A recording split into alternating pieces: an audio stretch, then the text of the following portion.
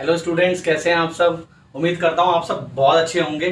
Chapter number 2 का part 1 हमने last class में समझा था, जिसके अंदर हमने कुछ अकाउंटिंग टर्म्स का मतलब समझ लिया था, जैसे कैपिटल, ड्राइंग्स, लाइबिलिटी। आज हमारा क्या है सर, चैप्टर नंबर 2 का पार्ट 2 स्टार्ट हो चुका है और यहाँ पे हम स्टार्ट करेंगे एसेट्स से। किससे स्टार्ट करेंगे सर? एसेट्स से स्टार्ट करेंगे कि एसेट्स होता क्या है, हम एसेट्स को समझेंगे।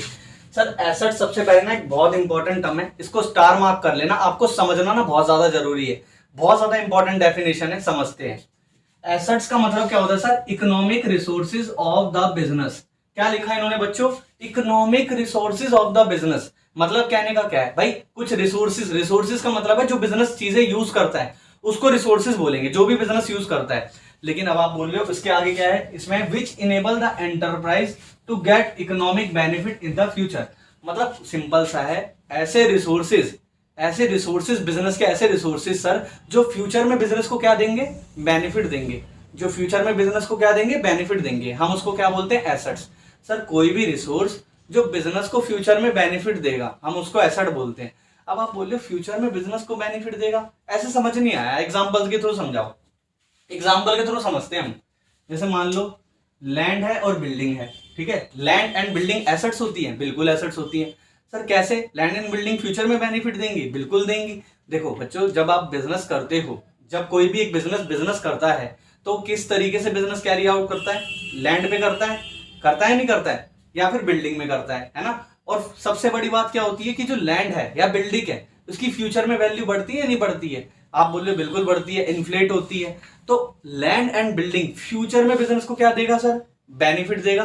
तो ये क्या होता है, हमारा एसेट होता है, ठीक है।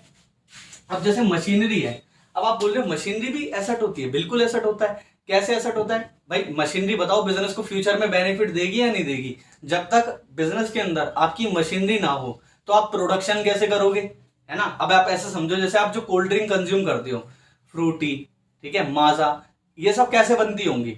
ये सब मशीनरी के थ्रू ही बनती होंगी, है ना। मान लो कोई मशीन इनों के पास में है, जो फ्रूटी बनाने वाली कंपनी है, वो क्या करती है, उसका जो लिक्विड होता है ना फ्रूटी का, वो बनाती है। और एक कंपनी प्लास्टिक की बोतल बनाती है जिसमें पैक होकर के फिर इसको बेचा जाता है। तो अगर बिजनेस के अंदर मशीनरी ही ना हो तो किस तरीके से फ्रूटी बेच के कंपनी पैसा अर्न करेंगी, कैश फ्लो जनरेट कर पाएंगी?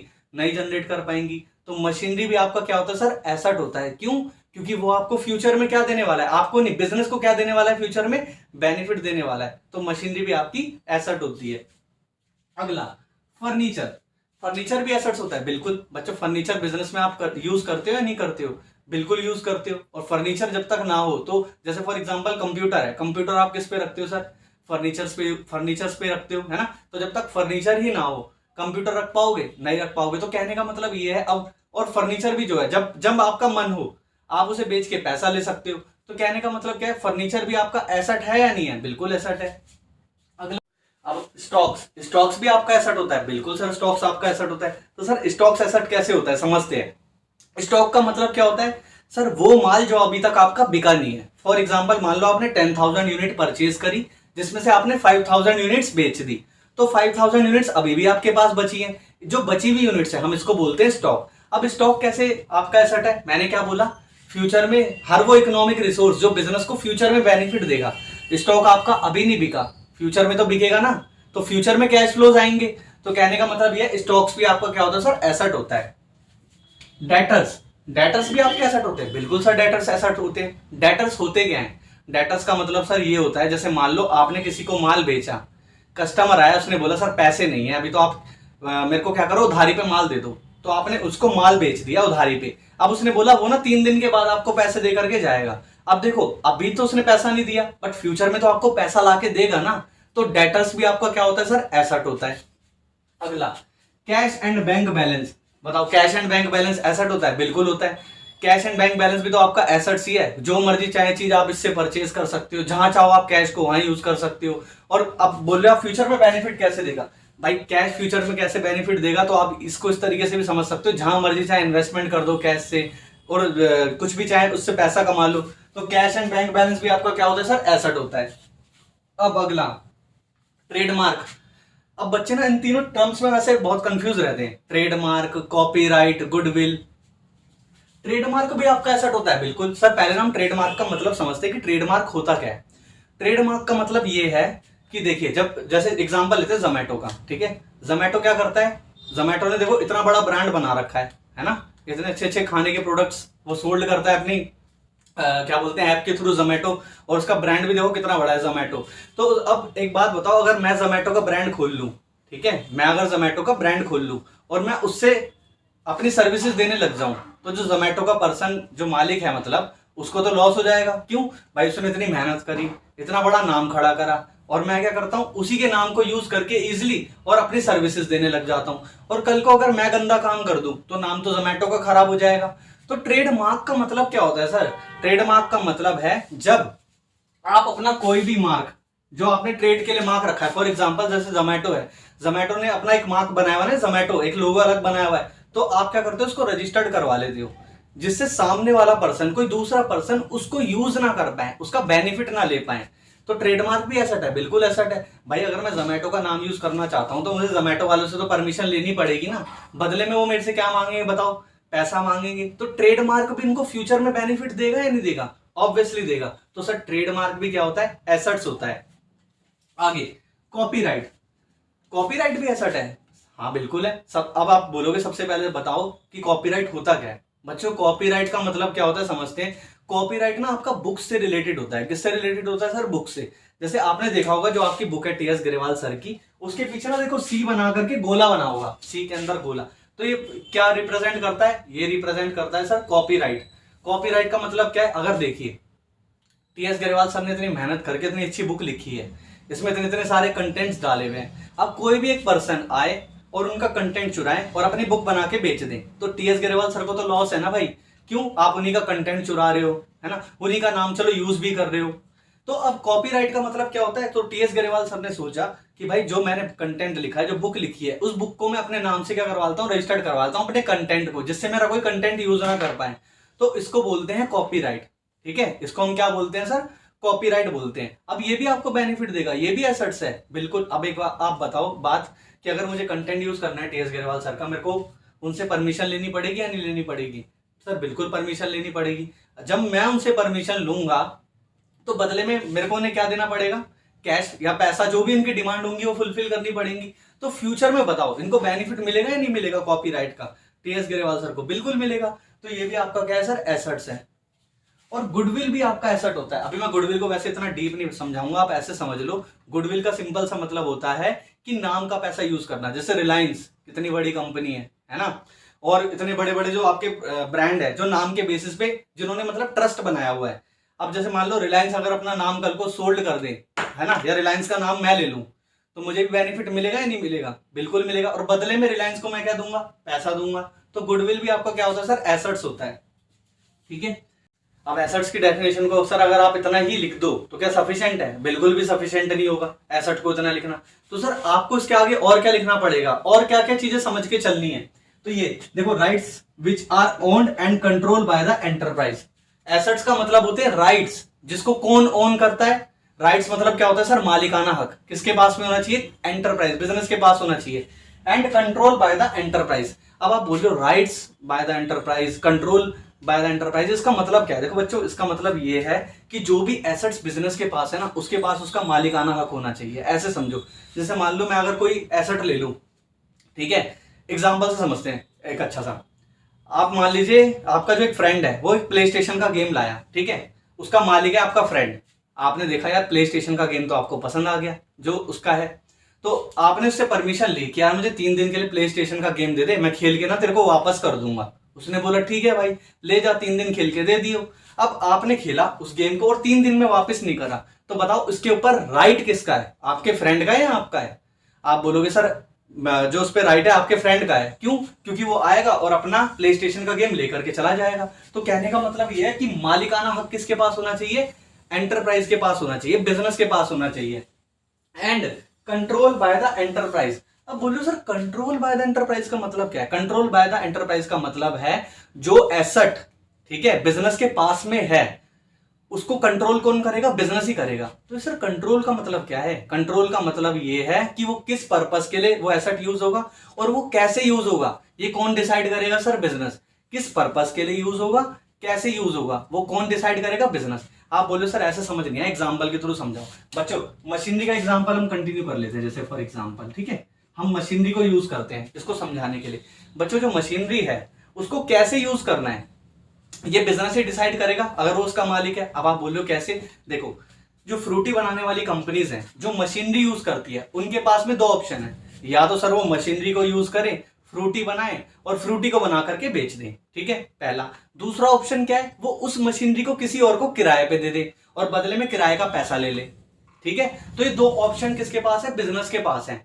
तो इसको बोलते हैं कंट्रोल बाय द बिजनेस। वो एसेट कैसे यूज होगा और किस चीज के लिए यूज होगा, हम उसको क्या बोलते हैं, कंट्रोल, है ना। तो एसेट की डेफिनेशन यहाँ पे होती है हमारी कंप्लीट। देखो वैसे मैंने हिंदी में भी यहाँ पे लिखा हुआ है, इसको आप नोट कर लेना। कंट्रोल का मतलब क्या होता है, कैसे और किस पर्पस के लिए यूज होगा।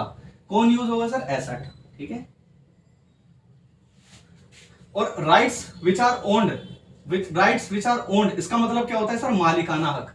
हिंदी में लिखा है देखो, मैंने मालिकाना हक। तो मैंने एसेट्स को पूरा आपको कवर करवा दिया, एक बार और कोई रिवीजन दे देता हूं। क्या होता है एसेट्स का मतलब, क्या होता है सर, कोई भी इकोनॉमिक रिसोर्सेज जिसे कौन यूज करेगा सर, बिजनेस यूज करेगा, और जो बेनिफिट किसको देगा फ्यूचर में, बिजनेस को देगा, ठीक है।